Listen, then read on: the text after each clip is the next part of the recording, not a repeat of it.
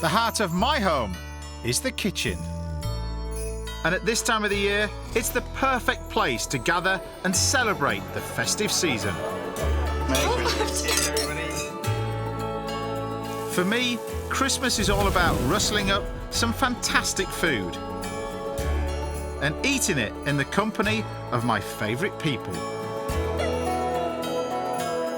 These are the dishes that I cook when I want to spread a little bit of cheer.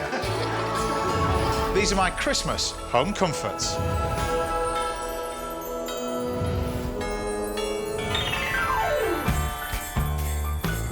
Christmas is such a busy time, but you can make the day go a whole lot smoother if you start preparing early. This includes getting ahead of the game in the kitchen too, and I've got some really great dishes you can cook in advance to de-stress the festive season. Starting with this, a make-ahead consomé with tortellini. And as the nights sort of draw in, you get this bowl of loveliness. Our festive food reporter, Annie Gray, samples a seasonal slice over in Austria. It smells like Christmas just standing here. And back home, the king of conversation, Sir Michael Parkinson, drops by. How you doing, boss? You all right? For an extra large serving of chat and pork. Well, I just think it's not very slimming, is it? Look, it's my house. What do you expect? I always hang a big wreath on my front door each December. And inside, the aromas are just as welcoming. That's because I'm preparing a light, spiced and modern version of a classic Christmas cake. Now, I've got to be honest, I'm not a fan of Christmas pudding. Don't really like the flavour, but Christmas cake I really do like, mainly because my family used to make them when I was a young kid. Now, the recipe stays the same. It's entirely up to you what you put in it, dried fruit-wise, but I've got a mixture of sultanas, some currants, glacé cherries over here as well as some apricots, so you can mix and match the different flavours. But the first thing you've got to do is sort of macerate the fruit, and that's soak it in the alcohol. But you've got these nice, plump, dried apricots. They sort of absorb all that lovely alcohol. Add all the dried fruits to a bowl, along with some chopped stem ginger and a glug of your favourite spirit.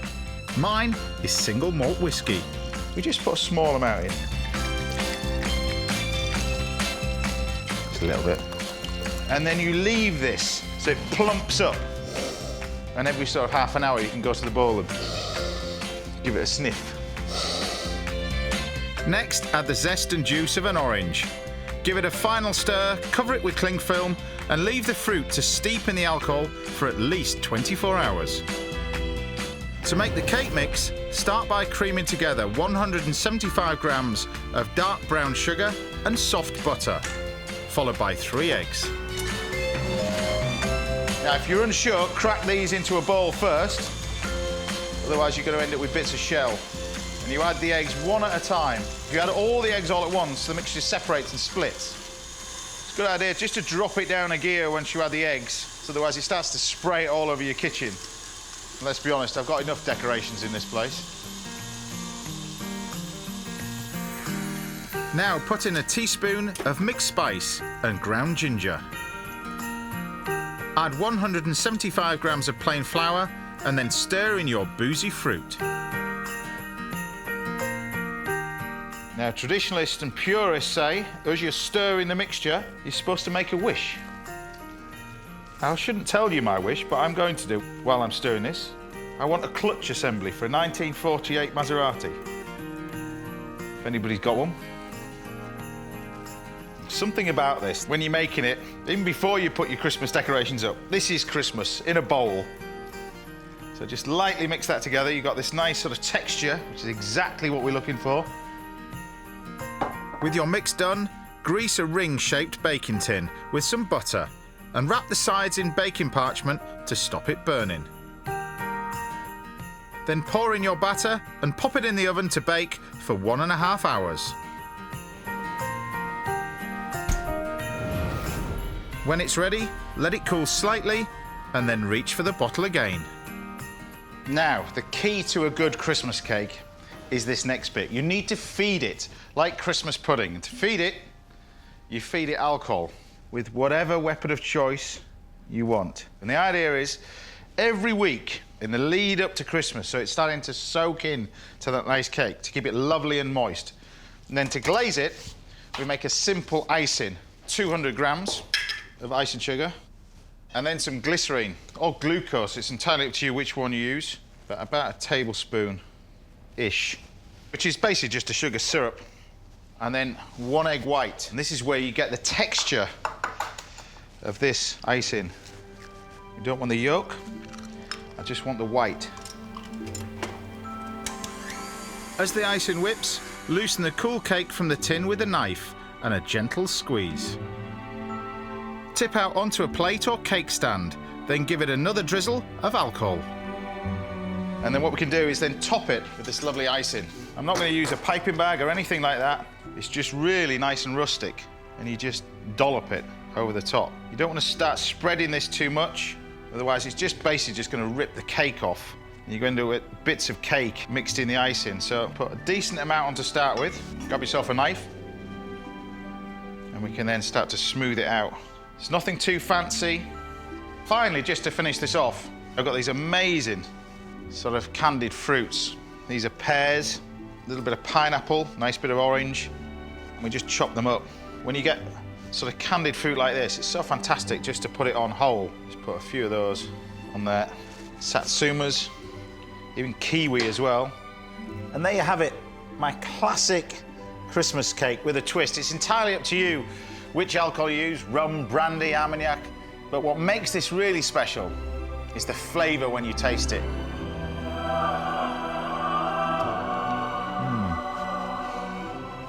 I love single malt whiskey. It's very different to a traditional Christmas cake, which can be quite heavy, to be honest. This is much lighter, but by macerating that fruit in that whiskey, each mouthful, each bite, you get a real hit with that whiskey. That's a great cake. Moist, boozy, and intensely flavoured, this is a doddle to make, but impossible to resist. And with those candied fruits glistening like baubles, this cake could convince the Grinch to embrace the season. We've all heard of farmers fattening up their turkeys for Christmas, but fattening their fish? Robbie Wilkison has pioneered the perfect alternative to meat on the big day. Tucked away off Scotland's west coast is the Isle of Gigha, home to Robbie and the UK's best kept culinary secret, our one and only onshore halibut farm.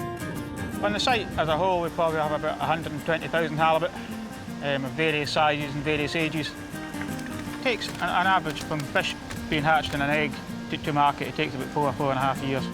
And in that time, the world's largest flatfish can grow to more than 10 feet in length. That's almost as big as my car bonnet, but not quite as pretty.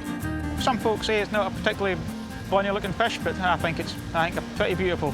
They've got grace and beauty about them if you stand and look at them long up. I think I'd rather eat them. All those fish need more than one big tank, so Robbie splits them into 2 schools. But they start life on the mainland, just a few miles away.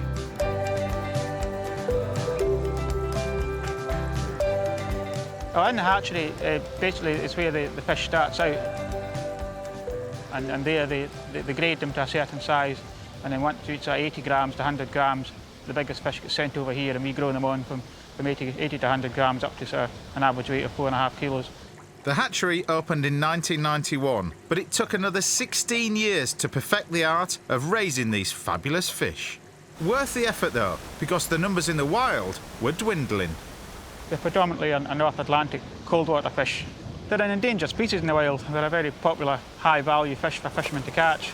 The bane of a lot of fishing is overfishing, and so you can eat Gigha halibut with a clear conscience. It's part of a sustainable stock, which has got to be the way that fish farm moves in the future. And this farm has the latest kit, a land-based system of aquaculture, where the water is pumped straight from the Atlantic into the tanks where the fish thrive.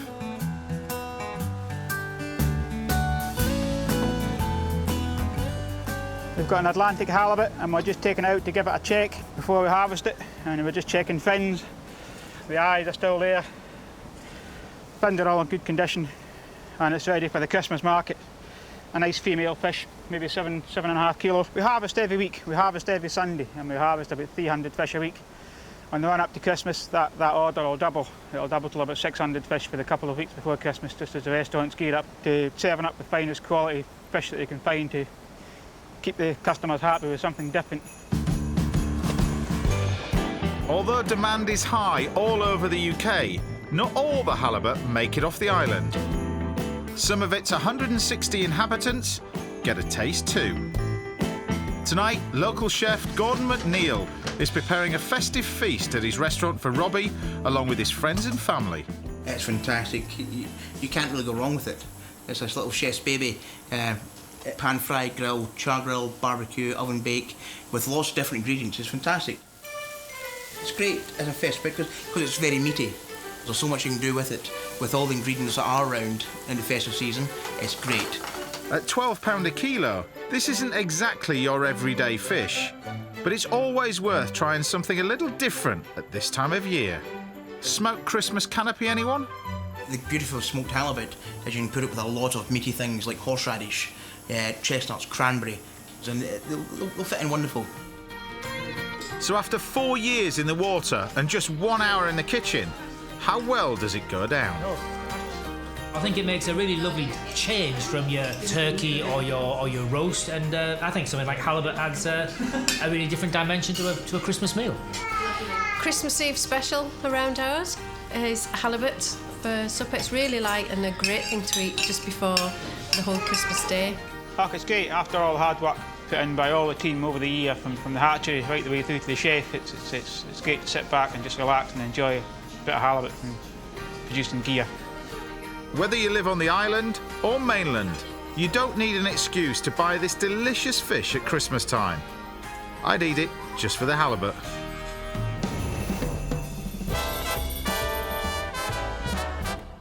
There are lots of ways to cook this fantastic fish, whatever the time of year. But I'm going to make a halibut dish that's just perfect for a Christmas Eve supper. And I'm serving it with a superb make-ahead ingredient, Korean kimchi pickle. Now, you wouldn't think of pickled cabbage as a classic Christmas dish, but particularly around wintertime, this is the staple of all Korean cooking for me, and the recipe can vary. It's kimchi. Traditionally, it would be done with just cabbage and beef stock. Now, they would make this in the summer, store it underground until it's frozen. Over the winter, they would then defrost it and then eat it. But over the years, the recipes changed and developed into this sort of spicy cabbage. There are hundreds of different recipes, but this is mine. I'm going to use some rice wine vinegar, which is slightly milder than malt vinegar, not as strong, which is perfect for this. A little bit of fish sauce. Now, for me, this recipe is a bit of yin and yang, really. You've got the fish sauce to add the salty sort of flavour, but then I'm going to use palm sugar. You can get palm sugar in various different guises. This is the dehydrated form. It keeps for much longer rather than the palm sugar, which is in the solid blocks or the liquid blocks. And the final ingredient I'm going to put in here is this Korean red pepper powder. It's got a really distinct flavour, but it's one that's fantastic and I think works so well with kimchi. So we just put a little bit in there. It's not hot, but it's sweet. And then we're just going to warm all those flavours in. So put it on a low heat. Now, into the main mixture, we, of course, use cabbage. So this is Chinese cabbage. You can use red cabbage, white cabbage, entirely up to you, really. But the key to this is get it nice and thin. Once you've sliced your cabbage, pop it into a bowl. Then add a few chopped red chilies, 2 carrots sliced with a peeler, and some chopped ginger and garlic. Now, rather than add too much salt in this, because we've got the fish sauce as well, what I like to add is some of this seaweed. And this is just reconstituted dulse. You can buy this from the supermarket. All you've got to do is just put it in water to reconstitute it. So it just adds the saltiness you need, I think, with kimchi. Add the seaweed and mix all the ingredients together before stuffing them into a sealable container. Now, the pot is quite crucial because it needs to be airtight. If it doesn't, it can ferment and go off, because we're not going to actually store this in the fridge. This is stored at room temperature. Once you've filled the container to the top, add the juice of a lemon to the pickle liquor. Then pour it into the container and seal. Finish off with a shake to combine. Good idea to do this every day, really, or every couple of days. Just give it a quick mix around. Don't open the lid. Just give it a quick shake around there so all that dressing and acidity gets into that cabbage. And then after a week, that's all it wants, we end up with this. We leave it in a warm place, not in an airing cupboard or stuff like that, just in your house. And you can see what it goes from, this mixture to this mixture. And if we leave it any more, it'll just get less and less and less as well. And I'm going to serve this with some lovely halibut and some nice scallops. The scallops couldn't be easier. I'm simply slicing them thinly and serving them as a Latin American ceviche. Technically, a lot of people say ceviche is raw. It's actually not. You're curing the scallops in lemon juice, lime juice, whatever you want, really. So it's kind of not raw, really. Zest of lime over the top of the scallops, along with its juice, and a seasoning of salt. And just leave those for no more than about sort of 5 minutes, and then we serve them. But the longer you leave it in that lime juice, the more that the scallops will cook. Pour some oil into a pan and carefully fry the halibut on the presentation side first for 2 minutes. And really, it's one of the prize fish, really, so it has to be treated really delicately. I'm just going to sear it, but of course, to get a bit of colour in there, it's just nice to use a little bit of butter. After 1 minute in the butter, carefully turn the fish over and fry for another 2 minutes. And then all we need to do now is serve it. Now, it is quite pungent, so quite strong in flavour. Don't put too much on the plate. I actually feel the scallops already firmed up as they start to cure. All I'm going to do now is just take a nice piece of this fish, lift this on the top, and then finally, just for effect, put these little coriander shoots that are bursting with flavour that you can just put on the top. It's a dish that I absolutely love, that beautiful colour on the fish. This is how lovely halibut should be. You get this gorgeous chunks of meat. You don't need me to tell you this tastes really good. I mean, it's just beautiful. It packs a punch. That cabbage, you wouldn't believe it. But with the fish and the scallops, I think in the Martin household this Christmas, this might be on the menu. Make a head pickle and quick as you like fish. Make this the ideal stress-free festive dinner. And the punchy kimchi delivers a definite Christmas kick.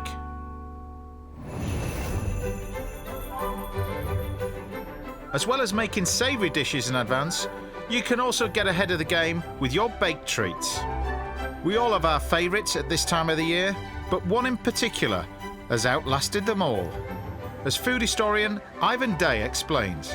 Christmas would not be the same without a belly full of these mince pies. Their fillings and style have changed over the centuries, but this one, made from a Victorian recipe, is pretty identical to the ones we enjoy today. Sweet, spicy, and really delicious. But earlier mince pies were a little less fruity. From the 17th century onwards, they actually contained meat. Ivan's going to make a version that was popular in the 1720s. The recipe is by a famous cookery teacher of the time, Edward Kidder. And what do you think he chose for his filling? In this instance, tongue, the most popular filling for mince pies at this period. I bet you weren't expecting that. But the tongue was chopped or minced, which is why we call them mince pies today. The recipe also calls for a sweet spice mix containing cloves, mace, nutmeg, cinnamon, salt and sugar. Mince pies have their origin in an Islamic style of cookery, which combine meat with dried fruit and sweet spices. This style of cookery came to Europe during the Crusades. Christians fighting in the Holy Land became partial to Middle Eastern flavours and culinary customs and brought them back to England.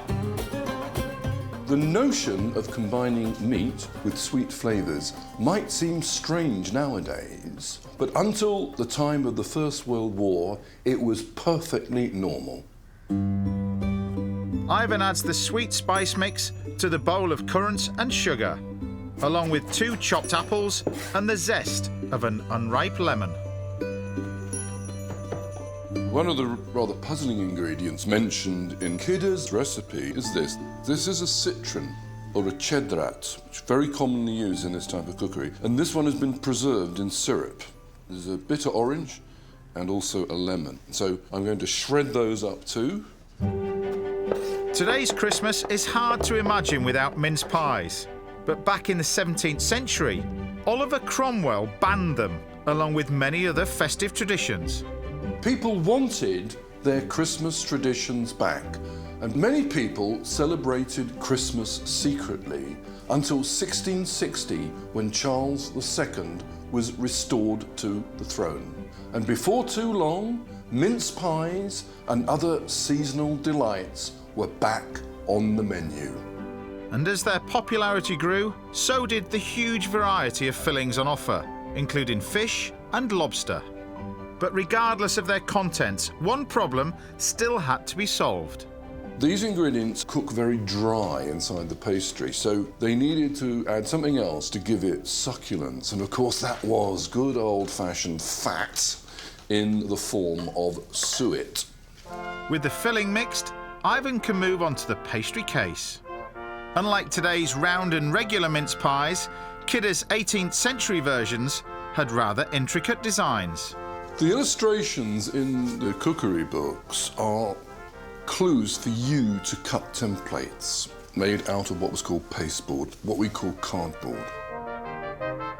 Once the pies are filled and topped, they have to be sealed tight.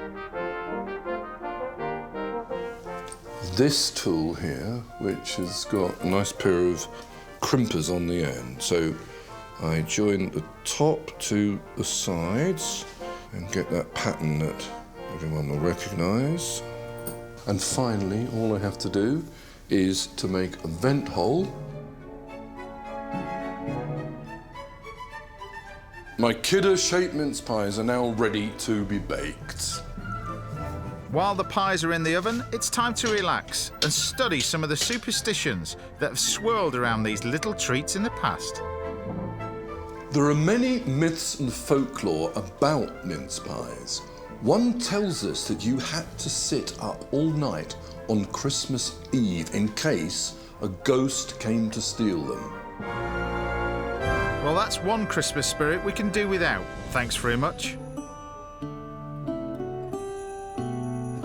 So there we have it, Gigha's beautifully shaped, tongue-filled mince pies. I can't wait to give one a go.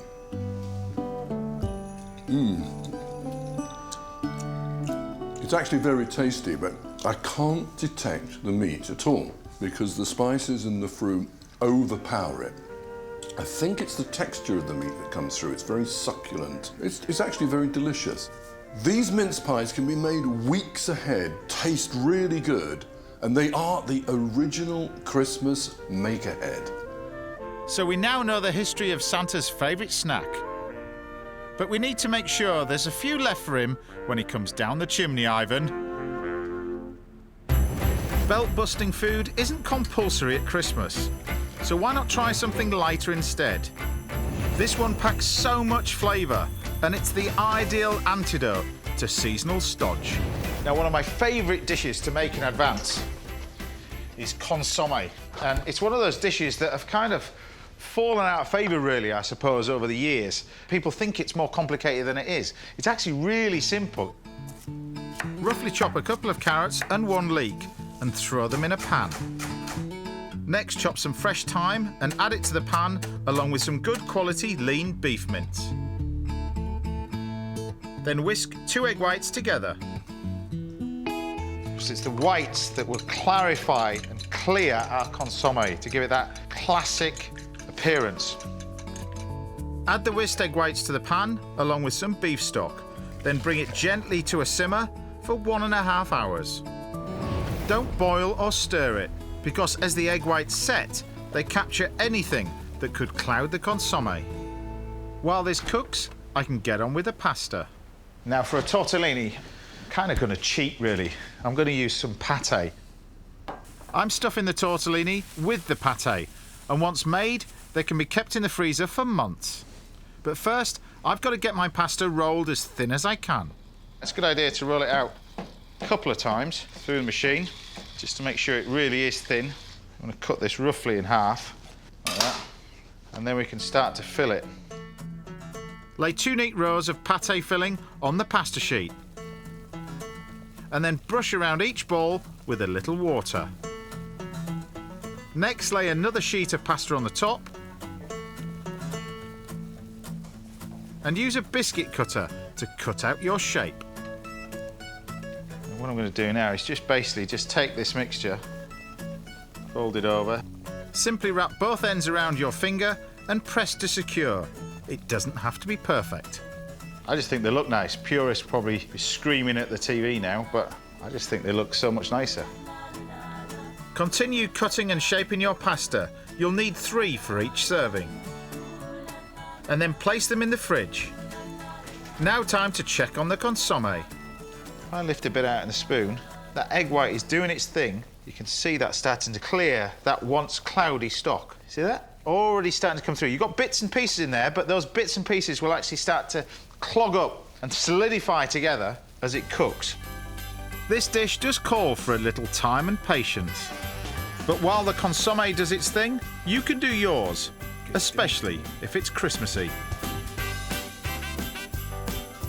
Is that it? Ralph? Going, Dad, don't make me look stupid. A little tidbit will soon have Ralph the red-nosed dog deer a little happier. Good boy. Once the consommé has had its hour and a half, strain the liquid through a muslin cloth. And then you end up with this amazing consommé, this beautiful, clear, smelling and tasting liquid, which is so, so good. We just leave that to gently warm through, and while that's happening, we can just prepare the rest of our little garnish for our pot. And to do that, I'm going to use a Parisienne scoop. Now, I say Parisienne scoop. If you're from Chelsea, it's a Parisienne scoop. Anywhere else, it's a melon baller, all right? So you just scoop out some courgette. Once you've scooped enough from the courgette, do the same with a carrot. Then pop the balls into a pan of boiling water for a couple of minutes, along with the tortellini. Once drained, we're ready to serve. So we take the garnish first of all, your nice veg and your tortellini. Just put a few in the bottom. This is what I like about this. You can almost eat the consommé and you get this little little nugget of gold in the bottom. And then we pour this over the top. The smell of this, just fantastic. You get this amazing consommé. But this is what it's all about. There's something about this that I just love. It just tastes wonderful. This is perfect for one of those dishes that you can make way ahead of time. Make it now for next Christmas.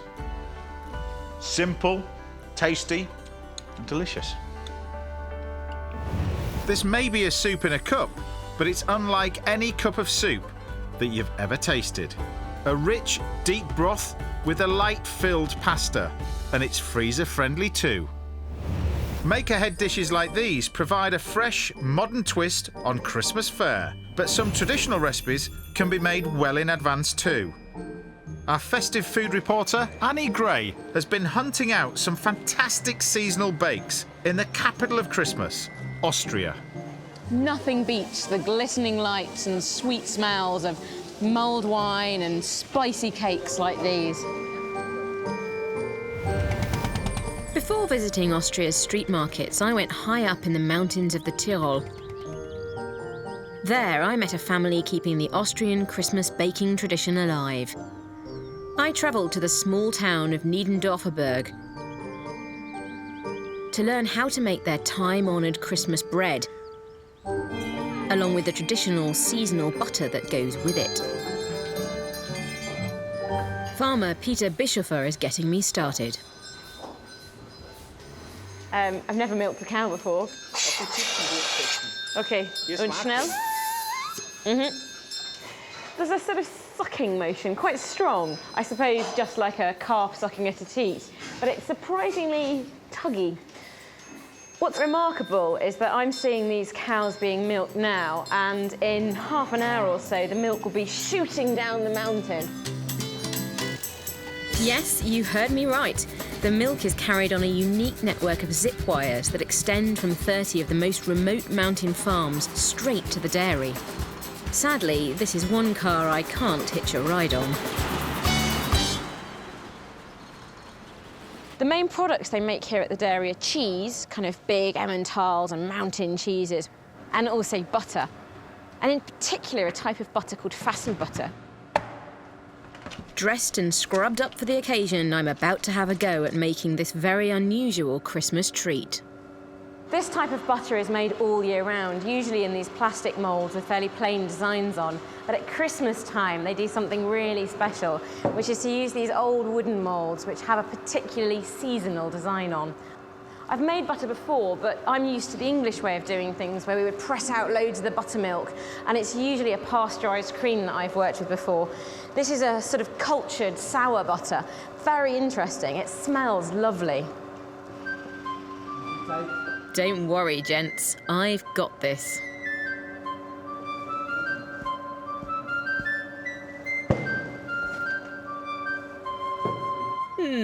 Not bad. Though I have done it a couple of times before. Festive butter is really popular at Christmas. It's eaten all year round, but particularly in the festive season, with a thing called Kletzenbrot, which is a sort of spicy, fruity bread, which I'm looking forward to help make.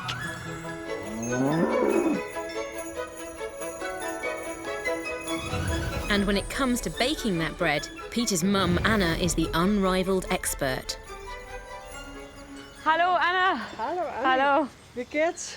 Mir geht's gut. Anna's in the middle of making dough for the Kletzenbrot. There's two types of flour in here, white flour and rye flour, so it'll be quite dark and nutty, a little bit of honey and some yeast, as well as a little bit of salt. So it's pretty much a straight bread dough. And what we're going to do next is add some fruit to it. So we've got hazelnuts, sultanas, we've got dried pears from the garden just behind me. So this really is a very local treat.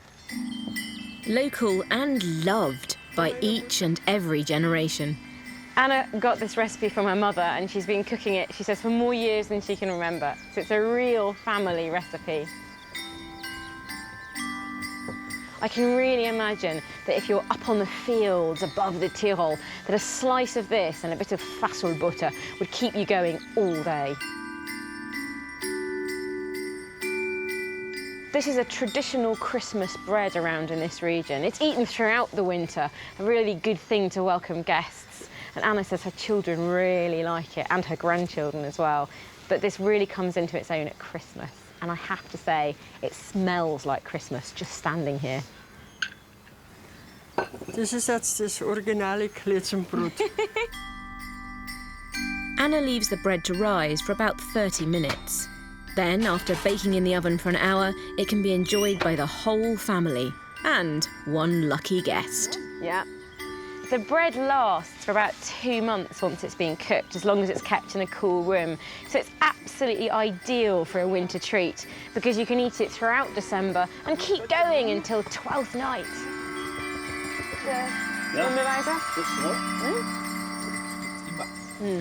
This is fantastic. The bread is like a sort of really refined Christmas cake, and that coat, that crust on the outside is lovely. And then the butter is so crisp. Raw milk butter from cows I can see. And sitting here with the family all around, I can really see that this is the epitome of a Christmas cake or bread. I can just imagine the snow falling on the Tyrolese mountain, a roaring fire, and this in front of you. And it lasts for 2 months. So it's the perfect thing to make ahead for all those Christmas droppers in.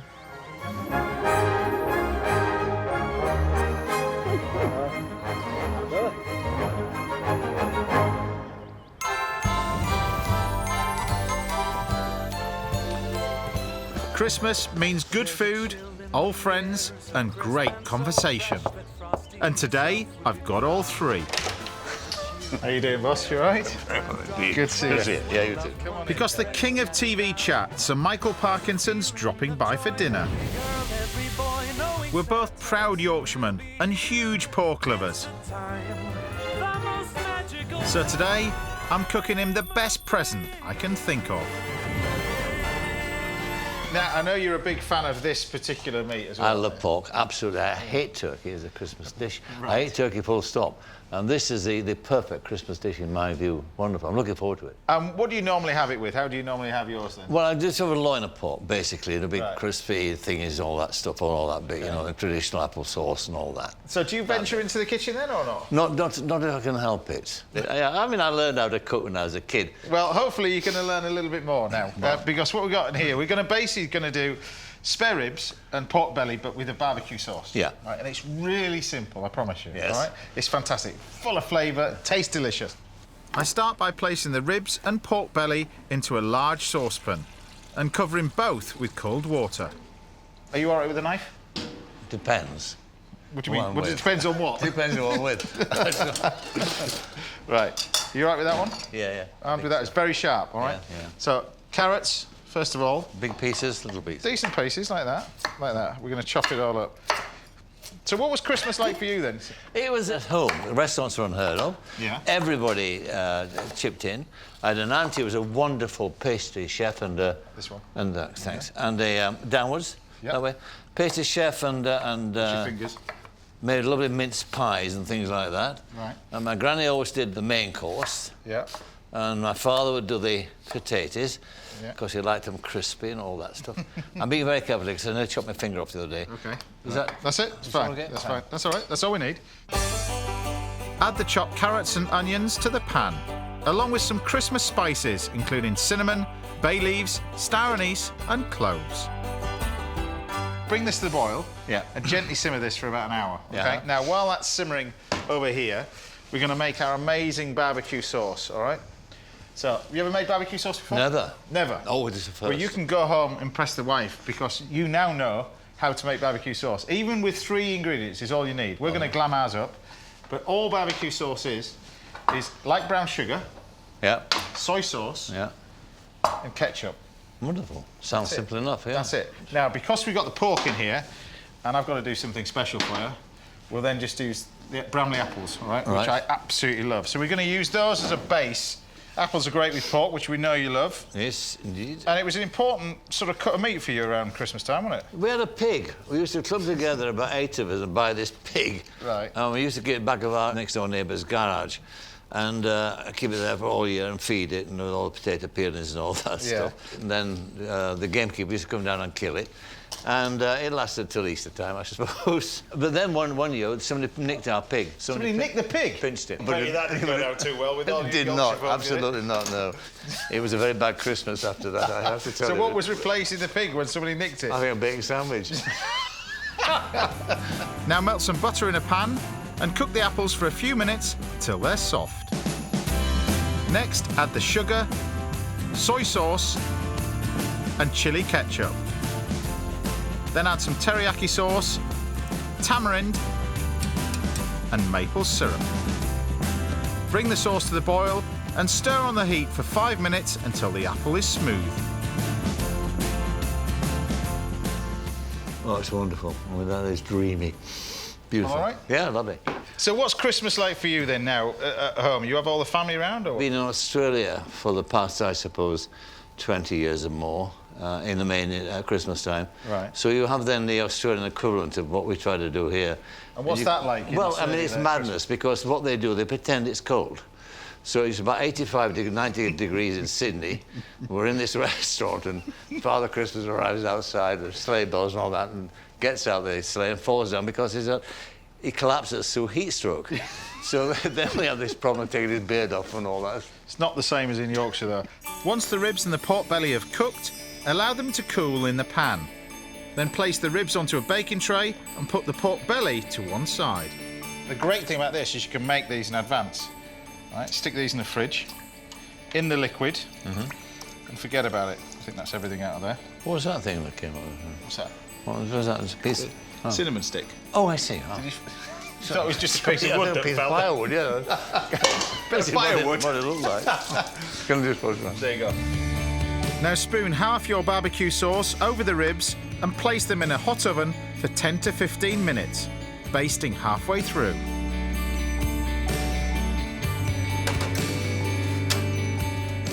Now, while that's cooking, we can then turn our attention to this. And you've got the pork belly here. Yep. Now, the great thing about this, if you take it into chunks, to get the pan nice and hot, I'm going to crisp up the fat, okay? So this is just the belly pork, like that. So we're going to colour this slightly. You'll need to fry the pork bellies fat side down until they're golden brown. Then turn them onto the other side before spooning some of the barbecue sauce over the top. See you smiling at it. Well, I just think it's not very slimming, is it? Look, it's my house. What do you expect? Wonderful. I get accused in this game of sort of using too much butter and cream and everything else. But I figure if I didn't use it, then there wouldn't be the need for healthy cookbooks. This is true. Well, at least alongside the ribs and the pork belly, I'm serving a slimline side salad of baby gem lettuce with a white balsamic vinegar dressing. The meat is ready, so let's pull this pork fest together. We've got our pork ribs. Take these out. Our sticky glazed ribs. And then we can lift these out and put a rack of the ribs on here. Another How rack. many are we inviting you for? It's just me and Lee, Well, lad. that should be... What? Can you see the size? It's just me and you. Oh, gosh. Then we're going to grab the sauce, sprinkle over the top. A final flourish with some chopped spring onions, and we're ready to dive in. Almost. The pork pie? I know. Ah. This is just for you. Oh, gosh, how wonderful. This is my idea of paradise. I'm regarding paradise. It's a pork fest. It is indeed. Take the salad. Yes, sir. And I'll take this. Lovely. Bon appetit. Ah. Where are we going? There's no starter, I'm afraid. This is it. No starter. True. Happy with that? No, well, it's proper food. There you go. The sauce is wonderful, isn't it? It's just right. That's sort of syrupy, tangy at the same time. Yeah. Gorgeous. You need a lot of these. Well, that's the maple syrup, I think. You make an absolute pig of yourself, don't you? You end up dribbling, and you end up so sauce all over your nose and on your face. Posh restaurant. Great dishes like these might not be classic Christmas fare, but when you can prepare most of them days, if not weeks in advance, I say you can hang tradition on the tree. Cheers. Okay. Cheers, mate, buddy. Lovely seeing you. Yeah, have a lovely Christmas. You too.